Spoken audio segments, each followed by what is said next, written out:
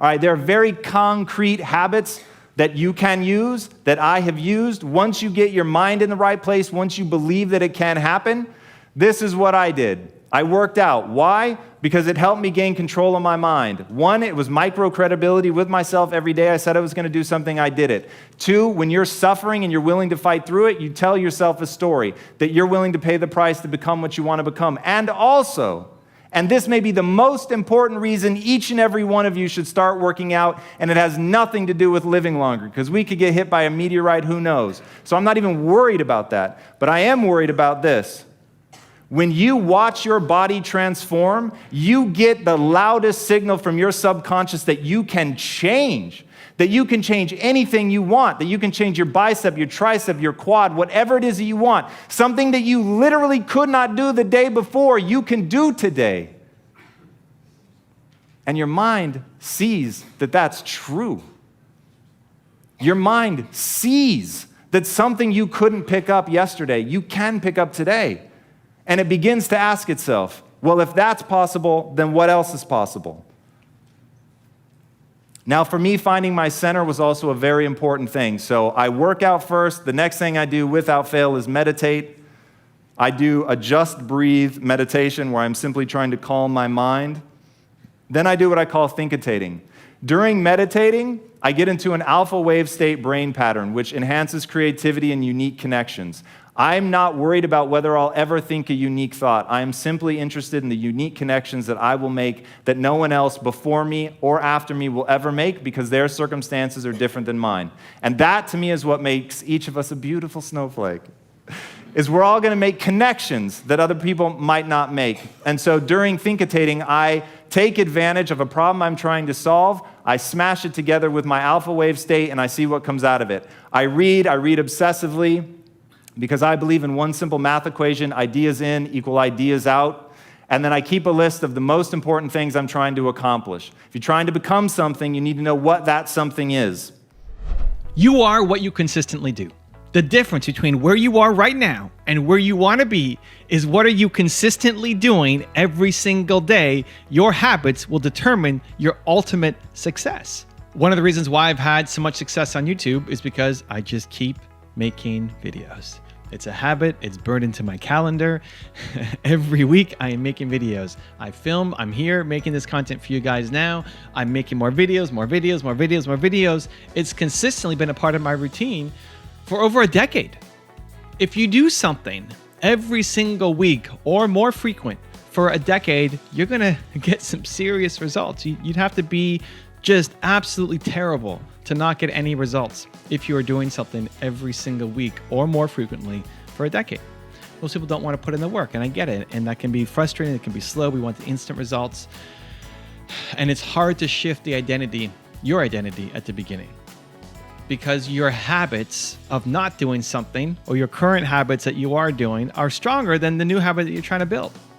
So for me, not to make a video would be so foreign, so weird. I've made videos through all sorts of crises and tragedies and injuries. The only time when I didn't make videos was when my dog died. When my family dog died, it was on video day, and I just couldn't bring myself to making the videos. So it was the only week where I zero, I can't do it. We have to do something else. But I've made videos through vacations. I've made videos through breaking my neck. I've made videos through everything, every tragedy that's happened, every negative, every stress, every frustration. I've found a way to make videos. It's so a part of me now, not because I'm superhuman or extra special, just because I put the repetition in. Now, a new habit that I'm trying to build is swimming. The pool just opened back up in my place, and I've gone swimming every day for the past 2 weeks, week and a half. I've been going swimming. And it's so fun. It's so freeing. I go for my swim. I could only do 20 lengths of the pool. Now I'm up to 40, and I'm getting better at it. And I just feel so good. You swim, you have a shower, and then oh, my body feels amazing right now. But it's still a new habit, right? I'm still trying to develop it. If I were to go and fly to a speaking gig and then come back, I would have to force myself to get back into, swimming. That's what I'm supposed to do in the morning. I got to go swimming. Right. I'd have to set up reminders, have to put it in my calendar. But making videos is so ingrained because it's lasted so long as I've done it. It feels super weird. If I left YouTube or sold my channel or whatever, like, oh, what do I do now? I don't even know what to do anymore because making videos has become part of my identity. You too can change your identity. You too can start to develop the habits that will help take you to accomplishing your goals. I want to give 3 quick tips that I think will help you. Step number 1 is to get really clear on what the habit is that you want to develop. Don't pick 20 different habits that you would want to do all at once. This is where we struggle because we take on way too much. Like, okay, that's it. I'm done. I'm rolling up my sleeves. It's time to change my life. I've had it. I've had enough. I'm going to change everything. I'm going to work out and I'm going to eat well and I'm going to make content. I'm going to grow my business. I'm going to find a girlfriend. I'm going to whatever the thing is. You come with 20 different habits that you're going to do. And guess what? You do it tomorrow, maybe, and then it becomes too overwhelming, too much change all at once. Your life just takes over and you end up back down in the hole where you started. Has that happened? Have you tried to take on too much at once? What is the single most important habit that you need to start to build? That if you look back in a year, you could say, I'm so happy that I built this one habit because it's helping you accomplish your goals. What is the most important habit? It could be waking up at a certain time. It could be taking care of your mind. It could be taking care of your body. It could be putting in a certain amount of work on your business. It could be writing your book. It could be making 100 videos. Like, what is the one habit that you want to start to build that if that one thing happened, your entire life starts to change? It's the cornerstone habit. That you start doing that, because I guarantee you, listen, if you start waking up at a certain time or you start working out, you can pick any of them. You start doing one of those things that you're proud of yourself for doing it. Other things start to change in your life around you. Because when you feel really proud of yourself, when you feel good about yourself, other things start to improve too. Because if you were, say your goal is to make 100 videos next year. Okay, so every 3 days you're making a video. And that's impossible. You've never done that and that sounds crazy and it's way too big. And then you start to do it. You start to actually build the momentum. You start to actually make the content. You say like, okay, well, what else can I do? You know what? I want to start working on my health. It's just going to happen naturally. You want to find a relationship, people will gravitate towards you because now all of a sudden you're a lot more confident, a lot more proud. That's magnetic energy that people want to be around.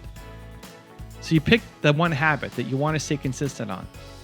And then you start doing that work, not being stressed out about having too many habits all at once and the whole thing fails. Okay? Step number 2, you have to schedule it. You have to put it in your calendar. Schedule it. It will not just happen. These videos are happening for me right now. It's in my schedule. I booked time for it. I have swimming in my schedule. That's even more important in my calendar. So today at 5 o'clock, I'm going to go swimming. It's in my calendar. I booked it. Because otherwise, other stuff could come in. Maybe I get on a roll on making videos, or maybe somebody messages me and I have to deal with it. Something else will always come up. Something else will always come up, right? Stuff always comes up. And we let that be an excuse for you not to take action. You block it off, you put it in your calendar, show yourself when, right? Which day of the week are you actually going to be doing this thing? Or which time of day are you actually going to be doing this thing? And start to teach yourself that this gets done. That when you put less things in your calendar, right? Put less things in your calendar and make sure that they get done. Because you can put stuff in, how many times have you put stuff in your calendar and then it didn't get done, right? Does that happen to you? Don't worry about that. Less things in your calendar. But when you put it in, it gets done. Again, this is building the identity. It's you starting to trust yourself that when you say something's going to happen, that it happens. And not just happens one-off, but it happens consistently. So if you've got holidays coming up or vacation coming up, and your goal is still to do videos or swimming or write a page for your book or whatever it is that is part of your goals, plan your calendar. Show yourself what time. Okay, you know you're traveling tomorrow. Okay, are you going to do it before you travel? You're going to do it while you're on the plane? You're going to do it when you land in the city? And what's realistic? Are you going to be doing a 16-hour flight with 2 stopovers and then be exhausted when you land and that's when you're going to do your workout? Right? Like maybe work out in the morning. Like just think about your day that's coming ahead of you and schedule that thing in. Because again, when you can stay consistent on it, that's when everything starts to change. And then number 3 is get a community. Doing something difficult, and doing something brand new is really, really, really hard to do by yourself. It's not impossible. It's not that you can't do it, but we are community people. Like humans are, even me who's introverted and shy and I don't need a lot of friends, it's always more fun doing something with somebody. Knowing that tonight at 5, Nina's going swimming with me, I'm more likely to show up because Nina's there too. It's going to be a lot more fun because Nina's there too. Get somebody to be an accountability partner for you. Join a Discord group or a Facebook group that are talking about these things so that you don't feel like you're the only person going through this. Because when you have a down day, when you have a bad moment, when you're tired, when you had a rough sleep, when you got terrible news, it's easy to fall right back down to the habits that you've been consistently working on, the negative habits you've been building up over your lifetime, instead of defaulting back to the positive ones that you want to start to build. The difference between where you are right now and where you want to be are the habits you consistently do. You are what you consistently do. You eat one chocolate bar, it's fine, as long as you're consistently eating really well. But if you eat really well only one day and you're eating chocolate bars every day, then guess what's going to happen to your health? You are what you consistently do, and you can change it. You can change it. Where you are right now does not have to be where you are in 1 year if you put the habits in place, if you consistently schedule them in, and you get a community to help you so you're not doing this alone. Also, to make sure you're actually taking action after watching this video, I've designed a special free worksheet just for this video. The worksheet will highlight all of the lessons learned in this video, as well as pull out our 3 favorite learnings and quotes that will inspire you to actually do something. The worksheet will also give you space to write down what your key takeaways are and your specific plan of action to make sure you're getting results. If you want the worksheet designed specifically for this video, absolutely for free, there's a link in the description below. Go click on it and start building the momentum in your life and your business. I'll see you there. You can't make a racehorse out of a pig, but you can make a really fast pig. Your life can be the answer to what does a fast pig look like. That is certainly what my life is. All the success that I've had in my life is not because I was gifted at any one thing. When I left for college, my mother quietly assumed I was going to fail. My best friend assumed I was going to marshmallow my way through life. When I asked my father-in-law for his blessing to marry his daughter, he said no. And yet I went on to be successful, to earn my father-in-law's respect, not because they misidentified me, because they didn't, they were right, but because I developed drive. I got the only belief that mattered. And I finally realized that humans are meant to grow and get better at something. And I just have to apply myself. And the same is true for you. Decide what you want to get good at and go after it with everything you've got. And that, my friends, is how you overcome negativity. As Henry Rollins said, I don't have talent, so I just get up earlier. The thing that people think about becoming great, about doing the extraordinary, is that it's just meant for some people and not meant for others. And they spend their time making other people extraordinary as a way to let themselves off the hook. Because if somebody is just gifted, if they were blessed by God, if they were touched by an angel, and they just have something that you don't and something that you never will have, then it's fine for them to be great and you to be ordinary. But the reality is it's not how it works. But somehow the cultural narrative has become one where we celebrate natural talent.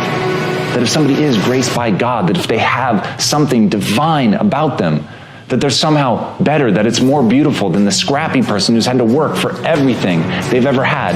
The guy who simply acknowledges, like Henry Rollins, that he doesn't have more talent than the next person. He's simply willing to outwork them. He's willing to set the alarm, to get up, to do whatever it takes, to find his path, to create that skill, to outwork talent, to show that by putting in that energy and that effort, there's a magnification effect that is far greater than anything that can be given to you, bestowed upon you. You have to grab it. You have to take it. You have to have a level of intensity in your life to be able to leverage it and create something amazing.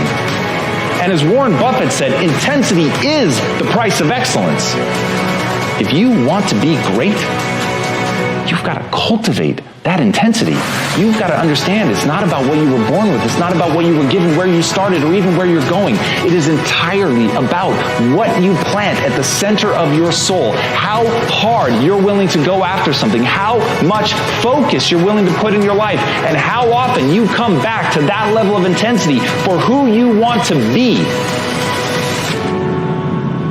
Because if you want to be excellent, you will have to pay a price.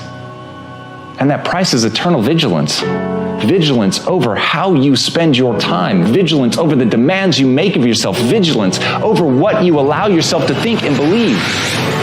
And when you get to the point that you only allow yourself to think and believe things and move you towards your goals, that every day the actions you take are things that are designed to get you there, and that you have the intensity to follow that through, to shape yourself, to create a new version of you capable of doing something extraordinary, then your life is going to be what you want. But not until then. It's never going to be anything if you just make other people extraordinary and say, I could never do that. But the reality is you could, and you're just not. So the thing that you have to face right now is that it is within your grasp. You just have to go after it. And let me tell you, passion is not something you were born with. It drives me nuts. Everybody thinks they're going to turn inside like an archaeologist and find that thing, their deepest passion, the thing they always loved, hiding inside. As soon as you say it, I hope it sounds ridiculous, that you would love something that much and yet somehow be blind to it? It doesn't work like that. It's like real love. You've got to go on a date first. You see somebody you're interested in. You talk to them. It sparks something. You spend time. You engage. And through that process of engaging with it, maybe, if you're lucky, it turns into a fascination. But if you really want a passion, you've got to go through the process of gaining mastery. And mastery is the part of the relationship in business or in romance where everybody falls apart, because it's where the work starts. It's where you have to do things long after it stopped being fun. Now, the process of taking myself from scrounging in my couch cushions to find enough change to put gas in my car to building $1 billion business was all about building a set of beliefs. Now, I believe that the Matrix has us all. I don't actually think we live in a simulation, but I think the movie The Matrix is the perfect metaphor for the human experience. We have all pulled a web of lies over our own eyes. And the web of lies is what you tell yourself about what's possible for you and for the world. And once you get that web of lies over your eyes, you simply see it as reality. And you don't understand that each one of those fundamental beliefs is alterable, that you could choose to believe something else. In fact, you don't even realize that they are beliefs. Einstein has a quote. It's one of the most important quotes in my life. The most important question any man must decide for himself is whether or not he lives in a friendly or hostile universe. Now, what I love about that quote, so what's hiding in it, is that it's a decision. You get to choose whether you're living in a friendly or a hostile universe. There's no objective reality. It just is what it is. You're going to get what you see. You're going to get what you focus on. And you see what you focus on. So many people are obsessed with becoming perfect that they never take action, and they never learn to enjoy this moment. That may be one of the greatest tragedies any of us can face. That right now, whatever we are, however good we are, whatever we've accomplished, that we fail to enjoy this moment because we have a judgment about who we are deep down, because we haven't acted in a way that's perfect. And I get it, we have this drive, it's innate in us, we want to be great. It's one of the 5 primary human drivers to pursue mastery, to want to master something and truly be extraordinary. I understand the drive, but don't let it corrode you. Don't ever do something that eats you alive from the inside. You've got to have a vision of yourself that allows you to morph and change and learn from your mistakes. But if you value perfection over learning, then you're never going to become the person that you'd be capable of becoming. And as Anna Quindlen said, the thing that is really hard and really amazing is giving up on being perfect and beginning the work of becoming yourself. Let me tell you something that is true beyond measure. The struggle is guaranteed. The success is not. The struggle is a guarantee. So you better love what you do on a day-to-day basis. Read Eckhart Tolle's The Power of Now. The only moment that's real is right now. Now follows you. So every time you're doing something, if you're standing and staring and waiting for someone to finish going to the restroom or whatever, you're standing in line at Disneyland, that is your life. That is the sum total of what you are about in that moment. And life is simply a string of those moments. And so you've got to start asking yourself, am I using those moments wisely? Everything around you is incredible if you're willing to look at it that way. Everything around you can be taken for granted if that's your perspective.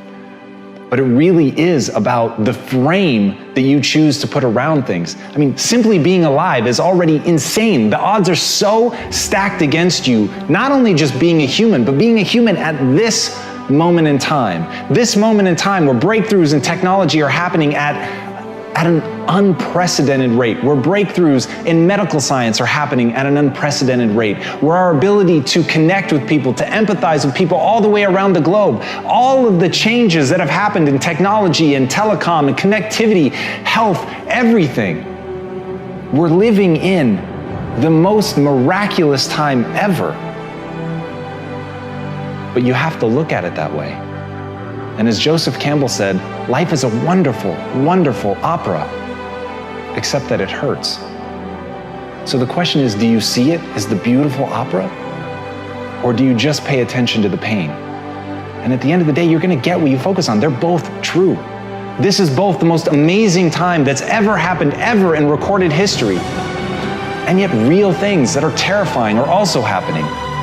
But where you put your energy, where you put your attention, where you put your focus is going to determine what you see. And that is the most fascinating and the most important thing you have to understand about the way that your mind works. You get what you focus on. If you focus on the things that are bad, they will become real. They will become exaggerated. They will begin to monopolize your thoughts. You'll see them everywhere. It's called the reticular activating system. Your mind is literally designed to pay attention to the things that you notice. Once you notice a certain car, you see it everywhere. Once you notice a certain dog, you see it everywhere. Once you hear a certain name for the first time, suddenly you realize that that name has been all around you this entire time. But now that you're focusing on it, now that you're looking for it, it is everywhere. So whatever you look for, it's going to be everywhere. If you look for the negative, it'll be there. But if you look for the positive, it will overwhelm you. And if you guys haven't read the book Antifragile by Nassim Taleb, do. In that book, he lays out the difference between something that is resilient and something that is truly antifragile. I'm going to say somebody that's unstoppable is truly antifragile. And what antifragile is, the more you attack it, the stronger it gets. So something that is resilient or tough, it is still defined by its breaking point. The more you go after it, eventually it will break. Something that's antifragile grows with that. And I believe each and every one of us can build a mindset that is truly anti-fragile. But there's only one thing that I have found that is actually anti-fragile, and it looks like this. I was there with my partners. They routinely made me feel stupid all the time. They were older than me. They were more than 10 years ahead of me on their entrepreneurial journey. And so I was just wrong all the time. Now, up to that point in my life, I actually called myself the king of remedial jobs. Up until then, I'd only gone for jobs where I knew I'd be smarter than the person interviewing me. I knew that at some point during the interview, they were going to ask that magical question which made me feel so good about myself, which was, why are you here? Why are you interviewing for this job? And I lived for that because it made me feel smart. So here I am, now not in that world anymore. I'm with guys who are way ahead of me. They're way smarter than me. And I feel dumb all the time. And one day I find myself arguing for this path in our business because it was my idea. And I knew it was wrong. That was the hilarious thing. I knew it was wrong, and yet I was arguing for it, like really passionately. And then all of a sudden, it actually worked. And they agreed to do it. And I thought, oh, now what? I've been telling my wife that I'm going to make her rich, and here I am arguing for something that just makes me feel good about myself. And I had this moment of crisis. And I asked myself, no judgment, what do you really want? Because if what you really want is to feel good about yourself, to feel smart, to be right, to be worthy, if those are the things that you want, then get out of this company. Because you're wrong often. You're making mistakes all the time. And your partners are so far ahead of you that they make you feel stupid. So this is like, that doesn't make any sense. So if you want to just go feel good, go back to being the king of remedial jobs, be in places where you're always feeling smart, where you're usually right, and live that life.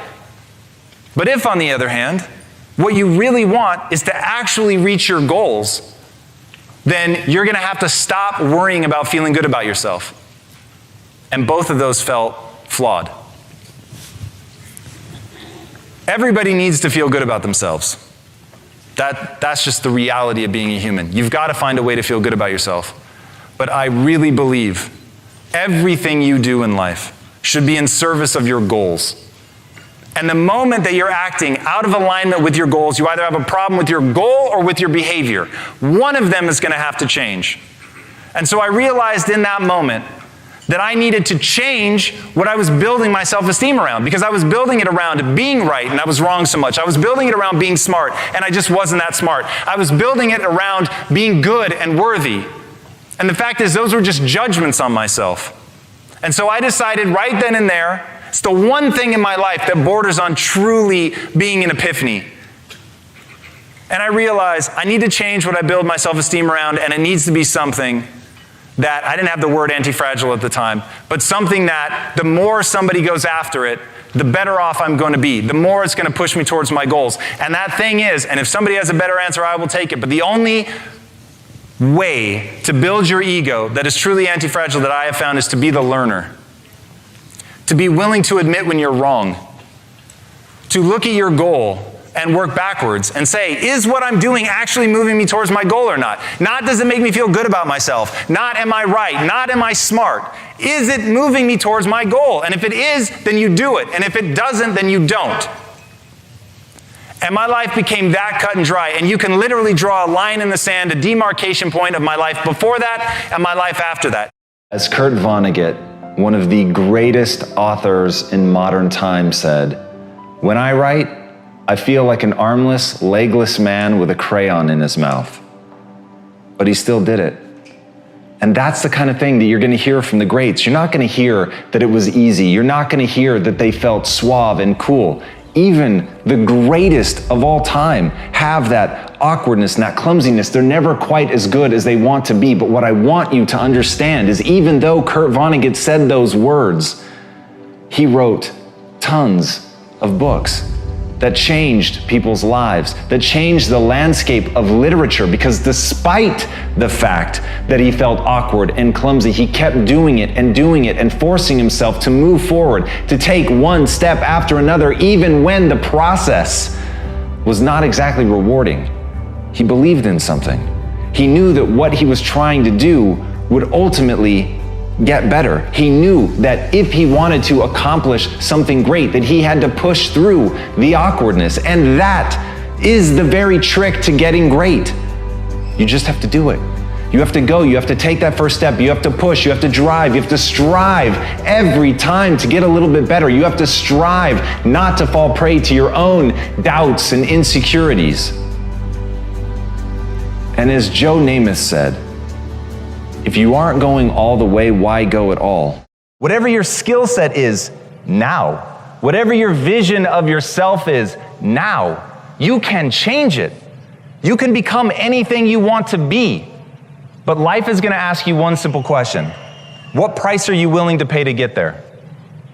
And that's it. That's the hard truth. If you're willing to pay the price, then you can become whatever you want. You can become truly capable of the extraordinary. But you've got to go through the process of building that skill set. You've got to be willing to stare nakedly at your inadequacies, to understand That you aren't yet the person that you want to be or need to be to execute against your goals, but that you can become that person and then start walking down that path. And day by day, brick by brick, build the skill set that you want. As Haroon Yehia noted, I always wonder why birds stay in the same place when they can fly anywhere on Earth. And then I ask myself the same question.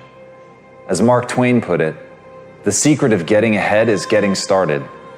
And that's where people get stuck. You're literally like the bird. You could fly anywhere you want. You can go anywhere you want to go. And look, I know you've got a litany of excuses, and all of them are valid. You've got a job, you can't just leave, or you don't have a job and you don't have the money. Your family is in one place. It's the only thing that you've ever known. You only speak one language. You've never traveled before. You don't have a passport. You can't afford the gas money. There are 1,000 real reasons not to go. But the truth is that none of them matter. The truth is, if you want to build something in your life, then you have to remember what Mark Twain said. You have to get started, because at the end of the day, that is literally the only thing that's holding you back. You're not moving. And once you get the simplicity of that, once you understand that you could act right now, you could say all the excuses. You could stop making them. You could stop giving into them, no matter how valid they are, no matter how real they may seem.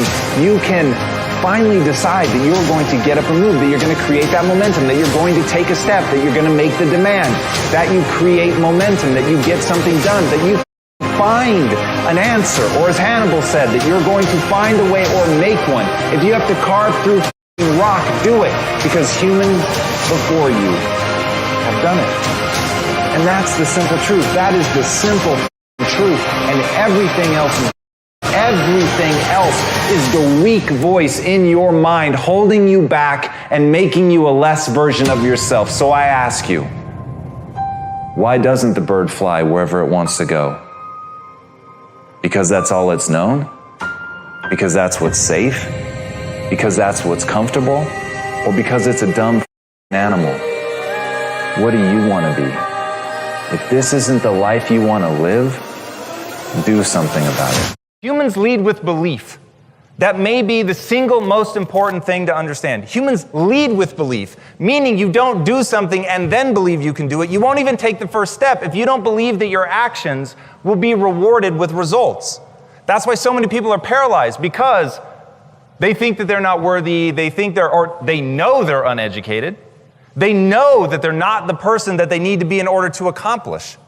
And the reality is you're probably not. The fact is your skill set has already taken you as far as it's going to take you. So if you are unsatisfied with where you are today, I have some horrifying news for you. I'll chase it with some good news. But first, let's start with the bad.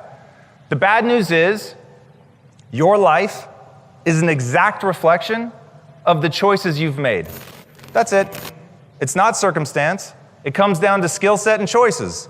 You've chosen to build a certain skill set. You've chosen to do certain things, take certain risks, play certain things safely, whatever the case may be. Those were all choices. Now your life is a reflection of that. What I want you to understand, though, the belief, the only belief that you need to have, that thing that is going to allow you to take that first step, is not to believe that you're capable of what you're trying to build, because we all know you're not.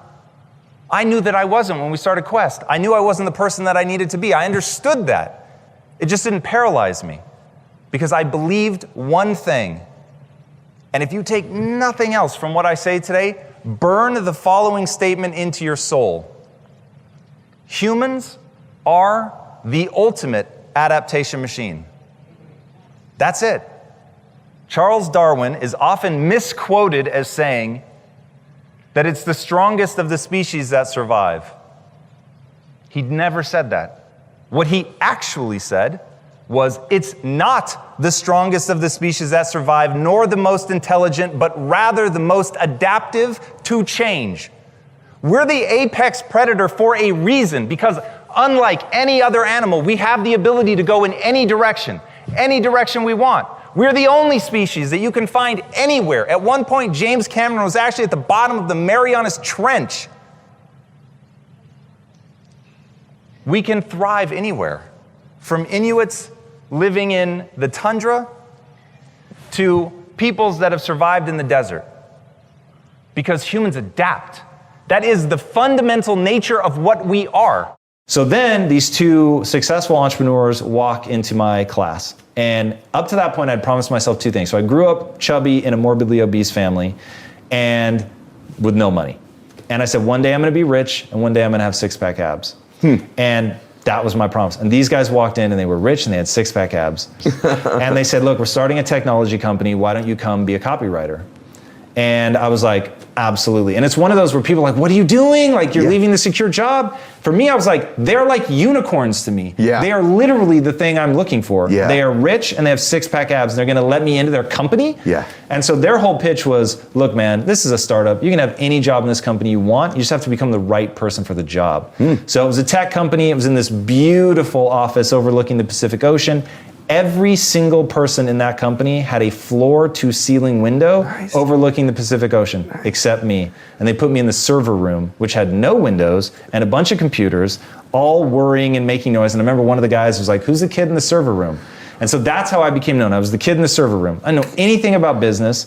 I would bring my wife to visit me in the office, and I'm like, look how beautiful the office is, and this is where I'm at. You know, and like literally like those makeshift desks that are like really like a table that you would use on a picnic, but you've got a computer stacked on it. That's where I worked all day. Do you believe big time that identity is shaped by these associations in everybody's life? 100%. Talk about that for a second. So it's so aggressive, and it's now getting repeated. So I fear trite words, but words become trite because they're so true that people repeat them until they lose their meaning.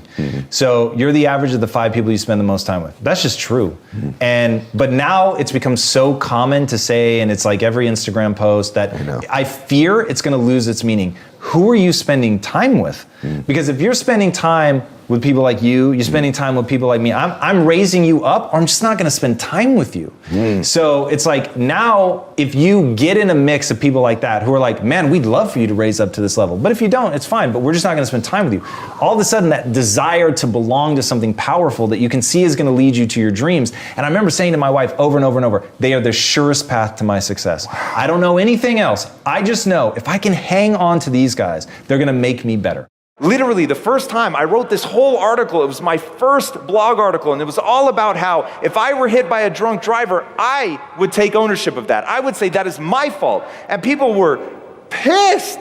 And I was so shocked. I literally thought, I want to pull people from the matrix. What's the one gift that I could give people that will change their life forever? And I wrote this whole thing, and I was like talking about like, oh man, you're in this spot and it ends up being a kill box and there's cars on either side of you and a car in front of you and your horn dies and you can't even start your car and move. You look in the rearview mirror and this drunk driver's plowing down, they smash into you and it's all your fault. And thank God, because now you remember that you're in control.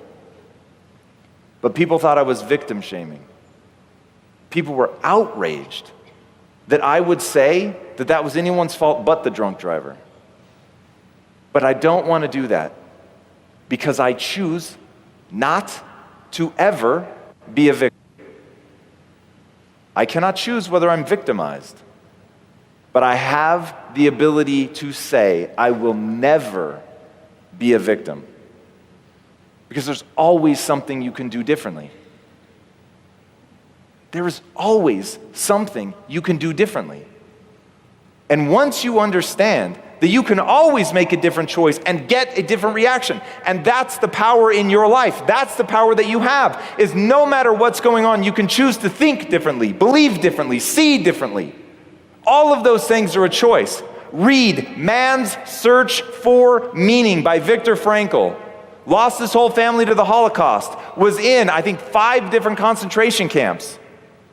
And he said the thing that people die of in a concentration camp is the loss of a why.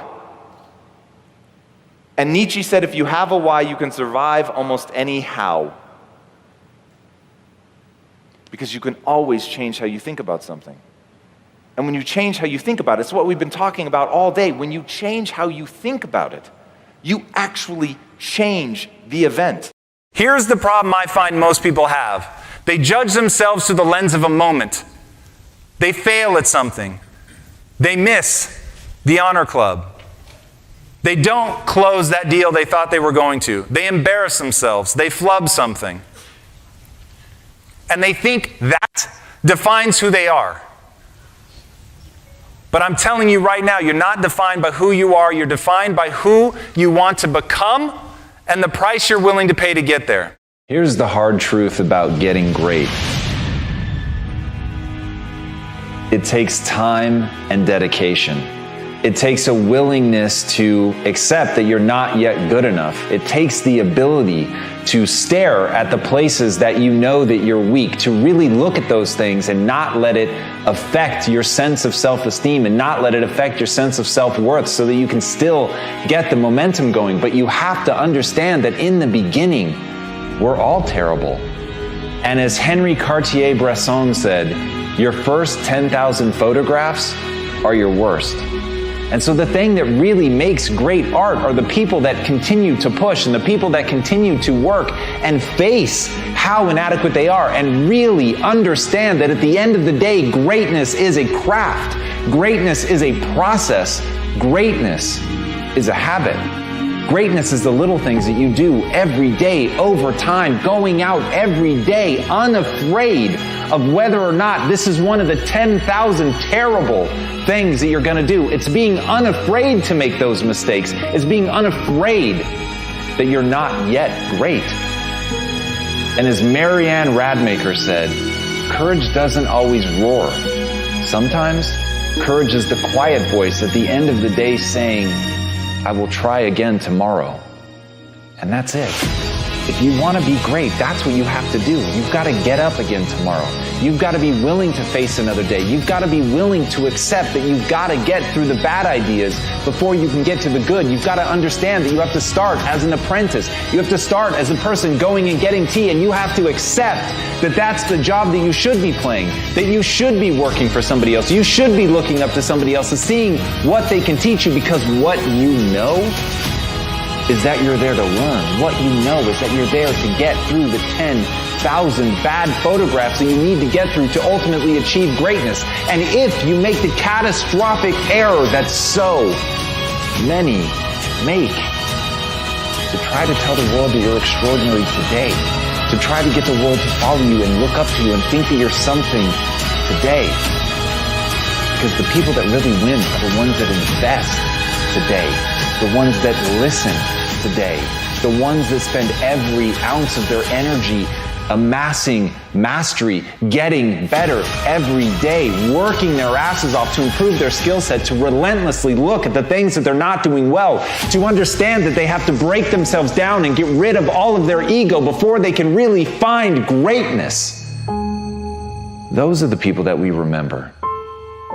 So if you want to be remembered, if you want to achieve real greatness, you just need to have the courage to show up every day and take another swing, take another photo, try another task, do something that scares you, and do those little things over and over and over until you win.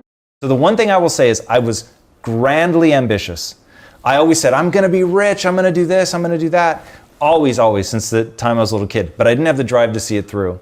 So I really was an empty dreamer when I was a kid, and it was learning to hate that in myself, if I'm completely honest. Yes. And to not allow myself to be an empty dreamer, to force myself to get the skills to actually execute against it, to not be in any way, shape, or form pacified by saying I'm going to do something, which is actually super dangerous. Most people just thinking about the fantasy of what they're going to do gives them some partial sense of, oh, I've done it. Whereas I stopped letting that be okay for me, which largely came down to embarrassment I felt around my wife working when I had no job. And that was the time, she was my fiance at the time, but that was when I really started to go, okay, you've made a lot of promises to this woman and you're not on a path to keep any of them. Tom, am I going to make it? Do I have what it takes? When you look into my future, can you see me making it? And I'm going to cut to the chase for all of you, and you're going to mistake what I'm about to say for good news. And then I'm going to tell you why it's actually the worst thing I could tell you. You all meet minimum requirements. You all meet minimum requirements. So whatever it is you want to do, I'm not going to say that it's going to be easy for you because you're ultra smart or something. You probably aren't. But everyone that I've encountered here, literally, without exception, every single person that has come up to me and said something, you meet minimum requirements. Even you awkward that have a hard time like making eye contact. Even you guys, I'm telling you right now, you've got some shit you're gonna have to deal with, but you meet minimum requirements. Now, minimum requirements for what? For whatever you want. Now that sounds great, right? Oh, Tom said I can make it. This is amazing. But all I've actually said is now, if you don't make it, it's on you. And that's it. There's nobody else to blame. Everything is your fault. Everything. Once you understand, the whole reason to acquire a skill is that it gives you power. Now I'm going to define power. Power to me is the ability to close your eyes and imagine a world, the world the way you wish it was, and then open your eyes and make that world come true. That's power. And the thing that stands between you, where you are today, and your goals, where you want to get, is a gap in skill set. It is a gap in abilities. And once you're willing to look nakedly at your inadequacies, to literally build your self-esteem, your entire sense of self-worth and value is built around one thing. Whenever you face an obstacle, whenever you face a difficulty, whenever you fail, you have one thing that you say to yourself. On a long enough timeline, I can learn this. When you switch your life around to that, whatever your goal is here, whatever part of the honors club or the leading edge you're at, or if you want to go beyond that, whatever that is, wherever you want to go, plant that flag, identify the skills that you would need to get there, and then set about every day getting those skills. People get the do part. They understand their actions should be actions that take them towards what they want to accomplish. But people often miss the most important part, which is only to believe things that move you towards your goals. And I see people every day that tell themselves a story about themselves that they are worthless, that they're meaningless, that they're pointless, that their friends and family would be better off if they just died. So we have to find a way to construct a narrative about ourselves that empowers us, that lifts us up, even though we make mistakes, even though we fall down, even though we're never going to get things right all the time, and even though terrible things happen to us, or maybe we do terrible things. But in that, the erosion of the self, that's the danger. The erosion of the self, that is the danger. And when I talk to people about the 80-20 principle, 80% of the time you should be focused on the things that you love, the beautiful things that you want to bring to this world, the beautiful things that are already in the world. And 20% of the time you should be kicking yourself in your ass and saying you can do better. It's such a powerful idea. But the problem is when people get to the 20%, they forget that it's only supposed to be 20% of the time. And that it's meant to be these acute moments where you're pushing yourself to be more, to do more. It isn't so you can tear yourself down.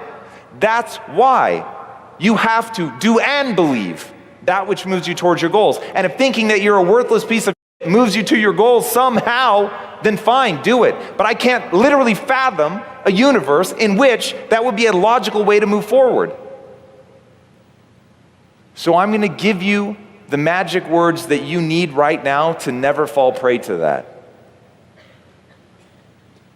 Believing I'm worthless does not serve me, and I don't do things that don't serve me. Repeat that in your head every time you begin to disparage yourself. Here's the harsh reality. You're just not good enough yet. As Brian Tracy said, your true success in life begins only when you make the commitment to become excellent at what you do. This is the gap that I see in most people's lives. They've not yet made the commitment to become extraordinary. And the reason that they haven't made that commitment yet is they don't believe that they can. They're afraid of what it might take to get there. They just don't want it enough. That's the reality. Most people don't want it enough to face all of that. They don't want to face their inadequacies. They don't want to accept that they're going to have to go through that process, that gut-wrenching, back-breaking process of becoming great. And every day lulls them into this sense that there's always time to do it tomorrow. But the reality is there is only now. There is only today. And if you really want to do something with your life that leaves your own jaw on the floor, that leaves you in awe of what you've done, you're going to have to admit you're not yet good enough. That you've got to put in that work. That you've got to develop a set of skills that simply can't be denied. But if you do that, on the other side of getting that good at falling in love with something and working so hard that you can feel yourself changing as a human being, on the other side of that is something unimaginably beautiful. And as Les Brown said, if you set goals and go after them with all the determination you can muster, your gifts will take you places that will amaze you. That's what I want in my life, and I hope that's what you want in yours, is to be amazed at how extraordinary this life really is, this opportunity to make of yourself anything you want to be. Really think about that for a second. You can become anything you want to become. You can become an astronaut, a world-class athlete, a musician, the best parent that this world has ever seen. Anything you want is yours for the taking. But it takes effort. It takes a willingness to stare nakedly at your inadequacies. It takes a willingness to really gut check yourself about where you are today. And it doesn't mean that you can't go and be something better tomorrow.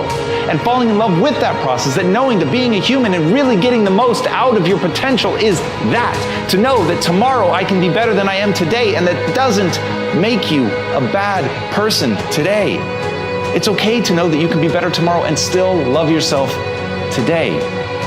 But it's also okay to love yourself today and demand that you get better tomorrow. And once you can do that, there is literally nowhere you can't go. So I would get kicked in the face and I would do something really dumb. I'd be called an idiot, told how stupid I was. And then I'd just be like, all right, I need to recenter. And that just became my obsession. I need to be able to emotionally get back to complete neutral so fast that you don't even see it register on my face. How'd you do it? How do you do that? Literally practice. So I could be in a situation where I'm being berated or I legitimately mess up and it costs money and it's like, whoa, that's on me and it is nobody's bad but my own. And I realized that what most people do, their strategy is to deflect it. It's your fault, it's not my fault. Yes. So I started thinking of this as a metaphor. People are throwing gold at me. They're throwing it really hard, and I can put a shield up and deflect it, but then I lose that piece of gold. If I drop my shield and just take the pain, let it hit me in the head, then I bend down and go, this thing, which was me being stupid, there's a lesson here. And now I have this piece of gold. But the whole thing is I have to be defenseless. So I have to own it, I have to take it, I can't fight. If someone is like, this to this day, if our team is like, hey, there's something we need to point out to you, I'll do this. I square up to it. I want them to know, like, hey, I want to hear it. I want to know. Like, I want to be literally physically open. I'm not going to close down. I'm going to do everything I can to square off, to open myself so that they know I'm receptive to the criticism, right? Because that's the nugget of gold. What I know is it's going to hurt. It's going to sting. Yep. But if I can emotionally recenter so fast you don't even see that I went through something, now I can just process, how do I take this information you've given me and get better? I went through the pain of living the cliche of money can't buy happiness early.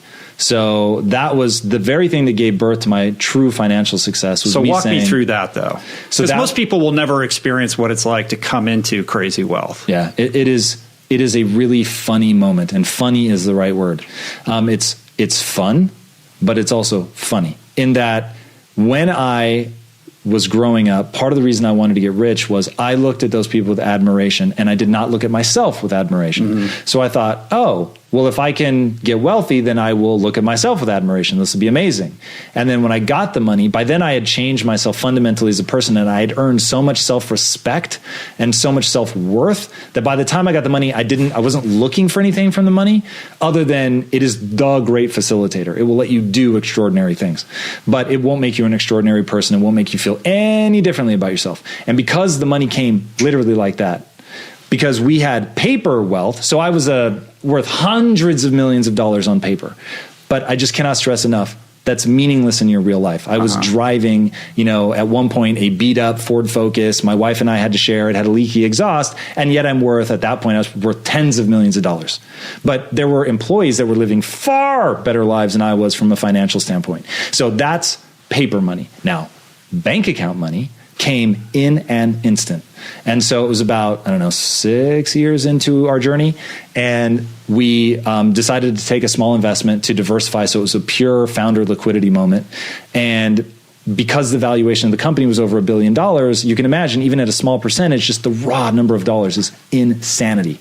So all of a sudden I was fantastically wealthy. But I was like, it is so, in fact, this was how that day went. So everyone I said earlier, beliefs, values, identity, habits, routines, right? These are the things that make people up. And I just have a value system that says it's not about the money. It's about building something you believe in. It's about serving other people. It's about work ethic. It's about showing up and working. And I value myself for that. So on the day that the money hit, it hit at 8 a.m. in the morning or something. And my wife, we're both in the gym.